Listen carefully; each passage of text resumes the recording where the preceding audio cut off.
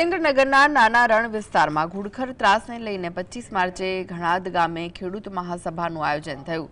300 થી વધુ ઘુડખરના ટોળા ખેડૂતોના ઊભા પાકનો નાશ કરી રહ્યા છે। ઘુડખરોને નાના રણ તરફ ખસેડવા માટે છેલ્લા 1 વર્ષથી ખેડૂતો તંત્રને રજૂઆત કરતા આવ્યા છે। મંત્રી, કલેક્ટર, ફોરેસ્ટ વિભાગના અધિકારીઓ સુધી રજૂઆત છતાં પરિણામ ન મળતા ખેડૂતોએ ખેડૂત હિત રક્ષક સમિતિની આગેવાનીમાં મહાસભાની તૈયારી કરી છે।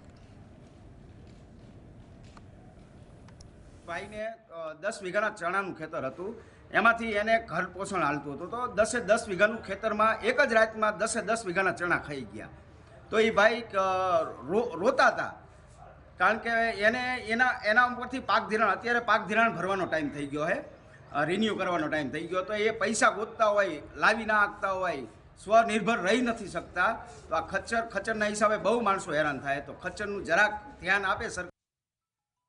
તમારા ખચ્ચર કે ચોમાસું પતે એટલે સર્વે કરી અને કચ્છના નાના રણમાં સ્થળાંતર કરીશું, પણ અત્યાર સુધીમાં કંઈ કરવામાં આવ્યું નથી। ખાલી એક સર્વે કરવામાં આવ્યો હતો, સર્વે અને તમારી ખેતી ખાલી થાય। હવે એવા બહાને આપે છે કે ખેતી ખાલી થાય, એટલે હવે ખેતી ખાલી થઈ ગઈ છે અને હવે એવડે કે હવે એક બે દી રહી જાવ તો હવે અમારે ચોથો મહિનો આવી જાય એટલે બીટીની વાવેતરની સિઝન ચાલુ થાય, તો પછી અમારા ખચ્ચર નહીં જાય તો અમારા છોકરા ભૂખ્યા રહેશે, તો અમારે ખેતી મૂકી અને કારખાનામાં અન્ય ધંધા તરફ વળવું।